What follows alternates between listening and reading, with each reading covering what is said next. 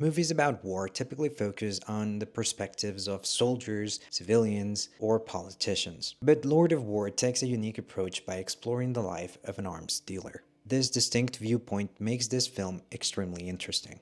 Spoilers ahead. Lord of War follows Yuri Orlov, a man who decides to become a gun dealer, and it turns out he's quite good at it. The film opens with one of the best intros I've ever seen. Yuri breaks the fourth wall to directly inform us the state of the gun trade. This is followed by the credits rolling over the life cycle of a bullet, from its creation to its ultimate use. Having never seen a bullet in real life, I found it odd to witness its manufacturing and eventual application. Typically, films shy away from depicting the deaths of children, but this one doesn't hold back. Throughout the narrative, we gain insight into an industry largely unknown to many of us. When we watch the news and see the death and destruction, we often overlook that the people supplying those weapons could very well be someone you've met at a social gathering. People like Yuri are the ones doing the dirty work, and the film captures this reality with unsettling intimacy, as if we are accompanying him on his business affairs. The tone is predominantly quiet, creating a sense of unease, like knowing you're doing something wrong in silence,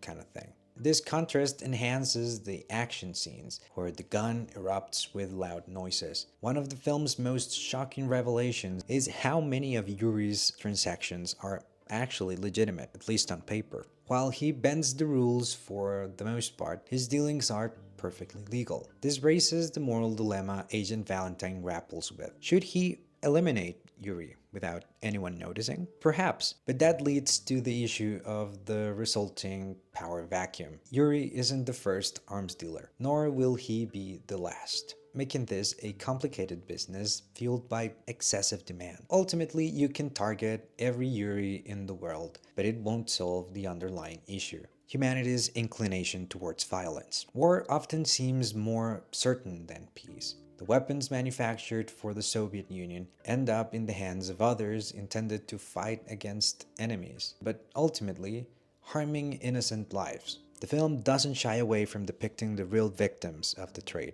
presenting explicit images of children suffering and families destroyed. However, it does so in a manner reminiscent of a documentary rather than pure fiction. Since the first time I watched it, I've been puzzled by it. The main issue is that Yuri is a charismatic character. As the film progresses, he becomes increasingly cold-blooded, yet he remains oddly likable in certain moments. This complexity allows the audience to empathize with him, similar to Walter White in Breaking Bad. It's clear that there's a point at which Yuri is living a hell of his own making, as Agent Valentine observes. His calm demeanor while navigating horrific situations is both disturbing and intriguing. Then there's the ending. I'm torn between preferring the opening or the conclusion of the film. The final scene warrants deep analysis. So much brilliance unfolds in a brief moment. When Yuri asks Agent Valentine for the newspaper and reads it calmly, we sense the strangeness of the act in such dire circumstances. However, the relief of Yuri's face becomes evident. He realizes that what he reads will be his get-out-of-jail-free card. He notices a rogue group or country that the government wants to arm, and he understands that he is the man for the job. He is aware of the risks. He could easily become the scapegoat another day, but today, they need him. Yuri's composed explanation of what will happen sends chills down my spine. We live in a world where gun traffickers can align with broader agendas. The film refrains from offering solutions. It centers on following this complex character engaged in a world most of us are unaware of. The cinematography is striking.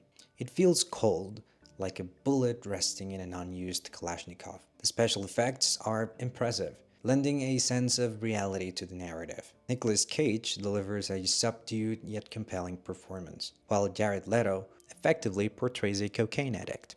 Very well. The rest of the cast is equally top-notch. In terms of rewatchability, I'd rate it a 95%. I highly recommend it. The world is a strange place, shaped by the actions of its inhabitants. As always, thank you for watching. See you next time.